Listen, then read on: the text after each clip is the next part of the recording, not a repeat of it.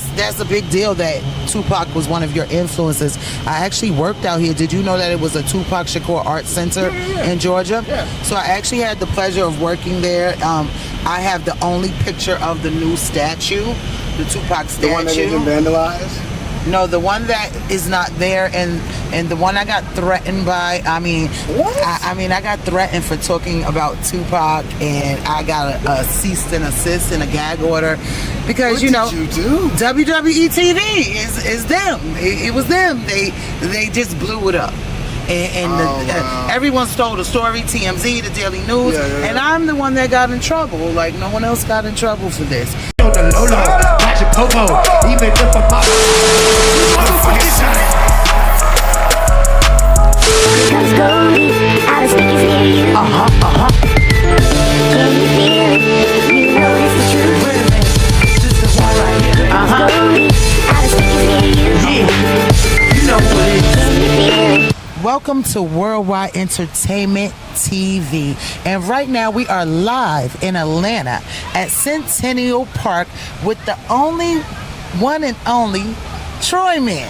What's up? What's up? What's going on, Troyman? What's up? So you know, like I said, it's not easy to get Miss Goldi outside, so you got to be something kind of special. You told me that when we first started. So. To get Miss Goldi outside, and it's a appreciate it. pleasure to have you on our platform because you know you kind of a big deal around here. Well, thank you for having me. I'm trying to get bigger. So you know, as much as you know, people toot your own horn, I'm still making some more sounds to make sure I can get even further than I am now. So I appreciate the love. And I mean, he's actually kind of like a comedian on a low too. Nah, we just funny. We funny. We funny. We funny. So give me the short version of you because that's not really what I want to talk about because guess what? You could just Google Troyman, you could follow him on Instagram, and you could find out what everyone else knows. But Miss Goldi is here to get the facts and find out things you don't know. So give them the little short version of who you are. Okay, Troyman, oldest of four, kid from Oakland, California, moved to Georgia about 13, 14 years ago. Influenced by Tupac. Stepfather used to be a rapper, and I decided maybe half my life ago that I was going to fuck shit up in music, and here we are. Essentially, that's the short version. You know, it's a lot of details and different obstacles and stuff that we've overcame in the journey, but for the most part, that's what you're looking at right now. It's just a result of. And what type of artist was their stepdad? Is it someone we know? Hip hop. He was signed, or gonna get signed rather, to Makaveli Records, which was Tupac's label at the time, late '90s, mid-late '90s. Yeah, he would take me to studio sessions and stuff like all the time back in the day. And 4 or 5 years old, I would just be in studio sessions, soaking up a lot of energy. Yeah. So it just became a part of your blood, a part of your DNA. And I actually had the pleasure of meeting Tupac. Really? Yeah. When he was filming the movie Juice in New York, when he hung with Tretch. You can bust my ass. Believe that shit? So, yo, chill. Dynamite, not words. Fine, man. We would hang out at different clubs, and I had the pleasure of meeting him. I actually didn't even know who he was. I didn't know about Digital Underground. I didn't know about things of this nature. So, and that's a big deal that Tupac was one of your influences. I actually worked out here. Did you know that it was a Tupac Shakur Art Center in Georgia? Yeah. So I actually had the pleasure of working there. I have the only picture of the new statue, the Tupac statue. The one that didn't vandalize? No, the one that is not there, and the one I got threatened by. I mean, what? I got threatened for talking about Tupac, and I got a cease and desist and a gag order because what you know, did you do? WWE TV is them. It was them. They just blew it up. And everyone stole the story, TMZ, the Daily News, and I'm the one that got in trouble. Like, no one else got in trouble for this. So, tell me what you're working on now.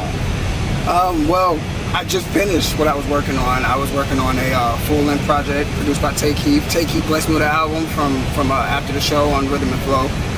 Just finished that. That released June 24th. So me and my team are promoting that right now. We're getting ready to start a late summer tour, summer fall tour. So really, that's all I've been working on as of recently. I've been doing a lot of features for different artists and stuff like that, but working on the next album, really, the work doesn't stop. Once the consumers get something to consume, you got to go back into the kitchen. So besides the work, I mean, the work is a given. You've been working hard. You done got through the show, and that was like an ultimate battleground. Yeah. Like that was being in the WWE ring or something. Facts. You with the grungiest and the hungriest, and you made it through the wolves. I was hungry. You was hungry, right? You was hungry. So besides the music, I want to know about Troyman. Like, okay, like, what do you do? What's your favorite foods? What's favorite foods? I eat a lot of seafood. My God. The homies tell me, like, they be wanting me to, like, gain weight because I'm super skinny. So they be telling me to eat a lot of red meats and stuff. I love steak. I try not to eat it too much. Yeah, I was thinking about going pescatarian for a while. Just straight seafood. I'm trying to be a pescatarian. It's expensive. I asked my husband about that. It's very expensive, but I'll take me a lobster over a hamburger any day. Facts, though. Facts. Yeah. So tell us. I mean, everybody knows about your music, your career. You've been on TV, for God's sake. Right. Your name is ringing bells, and you have a blue check. That's a big deal. It's when easy. you have a blue check. It's alright. It's you know, social media and these different social platforms and stuff. They figure out different ways to validate people. I was validated before the check. I knew I was going to be as dope as I am and how I express myself way before I got the blue check. It was just really, that check is for other people. It's not for the people who, you know what they're doing. You better say that because I don't have a blue check, and I know I am the bomb. You know you validated. I know so you got I a blue check. It's just, it's not visible to everybody. You know what I'm saying? You don't want everybody to know, how major you are. I'm trying to be on your TikTok, though, because I heard your TikTok was lit. It's growing. It's growing. People, you know what it is? A lot of the people that gravitate to my music on social media, they gravitate to my personality.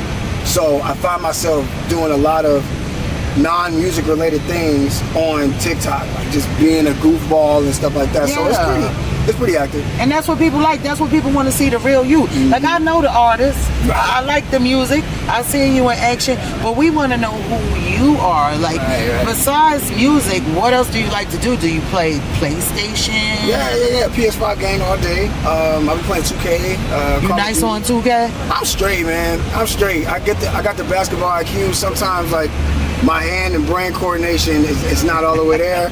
I be wanting to shoot. I end up passing it to the wrong person and shit. So it's fun. I have fun. I think that's the goal. I'm be trying to be the best at everything I do. I just try to enjoy it. So I put out a little poll on questions that people may want me to ask you. And one of the biggest questions that people wanted to know is, do you have a wife or a girlfriend? No. So he's singles, ladies. Tell him your Instagram. Tell him your Instagram. No, I don't even want to tell them my Instagram. If you find it, you lucked out, okay? No, I'm gonna keep it real with you. Like, no, I'm single, man. I've been single for like 2 years. I've dated for like, on and off for a minute, but I plan on being a husband one day. I'm not in a rush right now.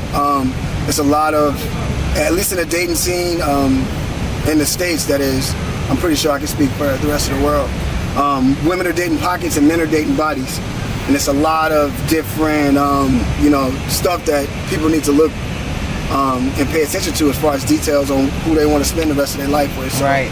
I'm dealing with a generation that don't really give a fuck about love right now, and I'm a lover boy, so I'm a whole out, And they really don't know what it is. This Right. generation haven't really been loved. Right. Most people your age, they have been raised by family members. They have been raised by the streets, by the Right. gangs, by abuse. So nobody is out here hugging on y'all. Right. Nobody's out here saying they love you. Right. And when love does come, it comes in a manner that it is go kill somebody if you love me. Yeah. Go rob something if you love me. They test in love with conditions, and Yeah. that's not real love. So this generation hasn't actually been taught nothing but a hard knock life. facts. When Jay-Z came with a hard knock life, it's been a hard knock life ever since then. Facts. And it was a hard knock life before then. It's Troy, man. But, it's Troy, man. So we were talking about things that are plaguing our community. Right. How do you feel about the police brutality? Man, police brutality, man, it's been happening for a minute. I'm pretty sure we documented it way before. What's his face? Rodney King. Rodney King. Since then, of course, it's been getting worse. It seems like police brutality has been a true stem of our racial system and the obstacles and the plagues that they put in order. So people know it's wrong. I feel like the source of police brutality knows exactly what community that they're preying on. It's not right. I feel like ultimately it's undoing needs to happen, and it starts with us. They aim at us because we aim at us. So, the minute that we change that up, it gets much better. That part, and I mean, when we say that Black Lives Matter, right? Do Black Lives matter to us, or do Black Lives only matter when they're being taken by someone who's not black? Because when Tyrone kills Pookie, I don't see any riots. Right. I don't see any picketing. I don't see Tyrone got to move out the neighborhood. But don't expect that. That's crime. Like, versus you putting the color on it, versus you saying, okay, Tyrone killed Pookie, that's black on black crime. That's crime. When Connor kills Tanner, that's crime. That's just what it is.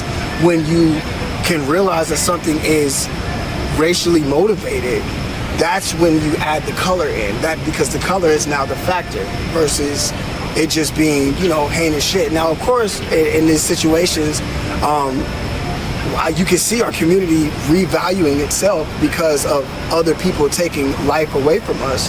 So it's unfortunate that that's the way that we have to learn to value ourselves more, but just tap in and realize that the person who shares the same melanin as you is your brother, and stop bickering over small shit, man. A lot of the times that the things that black people fight over each other with is shit that we can really hash out and talk about. A lot of the times we need to work on our communication as us as a community. We know how to cuss other people out when they fuck us up, but hold your people accountable.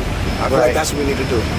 I think we definitely need to be all held accountable, especially people that are in positions of power. And you as an artist, I hear your music is quite different, and it's not really targeted at demeaning and different things of this nature. It's more kind of about love and different things like that. And what do you feel about the people that are in this power that don't utilize it to teach our children in our community the right things? Do you feel like we should hold them accountable? That's a great question. No, I find myself doing that a lot. Different artists that I respect that don't sound anything like me, that don't talk about anything that I talk about. I almost, for a while, I used to get mad. I used to be like, damn, why don't they, carry the same, morale compass as I do, when it comes down to how they approach themselves or present themselves, rather, in music. And it's, Kendrick Lamar just said on his album, "The cat is out the bag, I am not your savior." And I feel like a lot of the times with people not having the full direction that they need, they lean towards people who can give them that direction, but that does not make that person your superhero. Right. He's not your savior. So unfortunately, we have to have that same perception when it comes down to how we look at other artists in music. So I can't look at this person who glorifies, demeaning women, or, he talks about murder all the time or killing. That's a stem of where he's from. He's just really telling his testimony. So it would be great, if people like that come from that realize that that's not what it is, and they preach that word back into, the people who digest their music. But that's not where we at. You got to really go and find artists that are on that way to get what you're looking for. So, no, it's not certain people's or certain artists' responsibility to, save everybody. If you need saving, you know where to look. Right.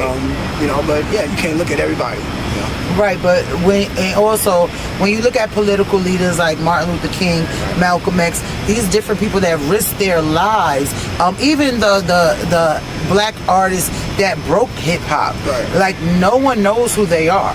No one knows who kicked down the doors on those Chitlin circuits to get this type of music in, and they don't have respect for the culture of hip hop. And I feel like the value of hip hop is being lost. I call this new generation rock stars. They're not hip hop artists, because hip hop is a culture. Yeah. Hip hop is a lifestyle. It's not we get high, we get drunk, we degrade women. That is not hip hop. You're a rock star. So in this industry, Do you feel like the labels play a major role in the types of music that's being distributed by creatives that wasn't their style? Yes. These are people who are essentially, you can title as probably culture vultures. These people see how positive culture could be, at least for us, and tainted, convoluted. Yeah. What you can, it's countless amounts of people that'll tell you, and it's been spoken on social media as of recently. These record labels will get a life insurance policy on the rappers. Like what? Yes. They make more money off of you dead than alive. Yes. That is real. Yeah. That is real. So you don't think that, on the contrary of that, they want you to kind of motivate the next person that could do the exact same thing? They're not going to want you to talk about anything progressive. Yeah, go talk about how you killed old boy in front of the corner store and that shit. Because essentially, you going to help us get another motherfucker like you in 5 to 10 years. So their system is working, and it's going to take for us to undo the shit that we think is cool ourselves to make shit happen again. Like to bring the culture back to what it actually represents. Because right now, it's everywhere. You're right. Like a lot of these artists are rock stars, and it's because the burden or the responsibility of helping your culture progress and move forward is heavy. And niggas is lazy. They don't want to do, you know, they want to help themselves first. You can't really be mad at it. It's kind of the way that our society is raised niggas to be, for real. Do you feel like artists, drug dealers, people with our skin tone that have money, what advice should we be giving, or what should we be doing with our money besides buying cars, jewelry, and clothes? Especially when you look around Atlanta and they gentrified the Waffle House over here. I mean, I haven't seen a black person walk past in at least 40 minutes. Yeah, it's been a minute. I don't know. Like, when it comes down to it, man, what to say to them is like, I don't know. About investing in black businesses or even supporting black businesses. I mean, I love supporting black businesses, but black people, if I could get it from the Chinese people for $5, I'm not gonna give you 15. I'm not. I'm just not, because I can get it from them. We gotta do that. But we gotta do it. But no, then it's the markup. You gotta do that. But look, the markup is because of what we haven't had. The Chinese folks got their money. The white folks spending their money with each other. The only community that's not doing it for real is us. And it's us. And we look at these numbers like it is a double-edged sword, because we look at the numbers like they're way too high. But this is the community that's went without the most. So they making up for lost time, for real. Like, yeah, black on. It's another $10, but my nigga, I need. We gotta get all ours. Okay, like that's what it is, you know. Like at the end of the day, I respect it. I see how much, you know. Look at it this way: every other race that's in our nation right now, essentially got a head start. You know, no matter what, how they were oppressed in their country, or if they went through anything with their people in their country. They got a 400-year head start, which is how they're being treated here and everything. So once we realize that, we gotta help ourselves get in front of the pack again. Yeah, you know, help each other. So as an artist, are you gonna maintain your independence, or are you looking to sign a dotted line? I'm gonna do whatever's smart at this point. Independence has been working for me. I love the freedom, the creative freedom that I have being independent, and you know, just me and my team really being our own label. I think it's a blessing. I would love to step into like a record partnership versus a record deal. Right. I don't want to sign away anything. I really have everything that I need. That leverage alone should be good enough to approach a label and just get your distribution, man. Let me make my money, y'all make a little bit off of me. I'm not trying to be enslaved to anybody. So, empowerment, equity, ownership, being a businessman, that consists of you knowing how much you worth and not budging. Right. So if that means that I got to be independent for the rest of my career, then so be it. Knowing your worth is the most important thing. Reading contracts, making sure that you have an attorney and the right representation. Because a lot of these artists, they out here, you see them on TV, you hear them on the radio, but they're still eating peanut butter and jelly sandwiches. and the labels are spending the budget that they gave them, and their family still lives in the back outhouse, and you see them everywhere and you think they just got it, but they really don't, because they wasn't smart about the business. So as an artist, what are you bringing as a change to this empire? I don't think nothing has been new since Big Daddy came, man.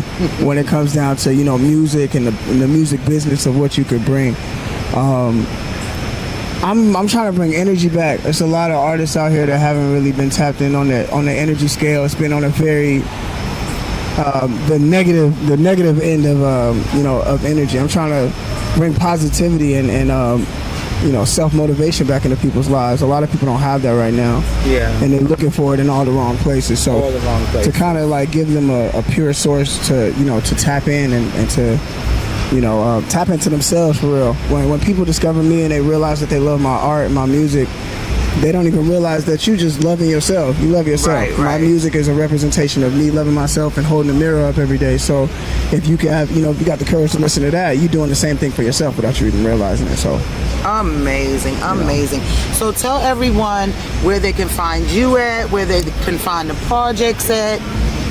everywhere. Troyman Official. That's on Instagram. That's on Twitter. That's on Twitch.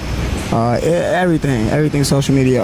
As far as music, where to find the music, any DSP you got from Spotify, Apple Music, Tidal, Napster, just type in Troyman and every single piece of work will pop up. So It's Troy, man. it's Troyman, Troyman, like a superhero. It's Troy. So So thank you so much. It was a pleasure Thank you for having me. to have this grown man and woman conversation. conversation Facts. and it just to dig into your mind, into your thought process, not only as an artist but as a person. Right. It was definitely a pleasure, and I need everybody to go follow him. Make sure you go download that music. Don't just do the free streaming.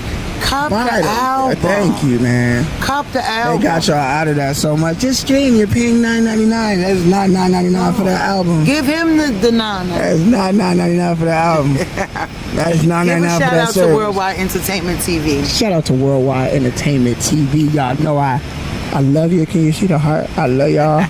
Shout out to Worldwide Entertainment TV. Y'all keep up the good work. I see y'all out here in these streets. Miss Goldi to you, Troyman, Worldwide Entertainment TV, Blue Gold Productions.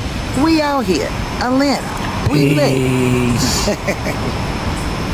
Yes, check it out, man. This is your boy Akon, and right now you got it locked to Worldwide Entertainment TV. Keep it locked.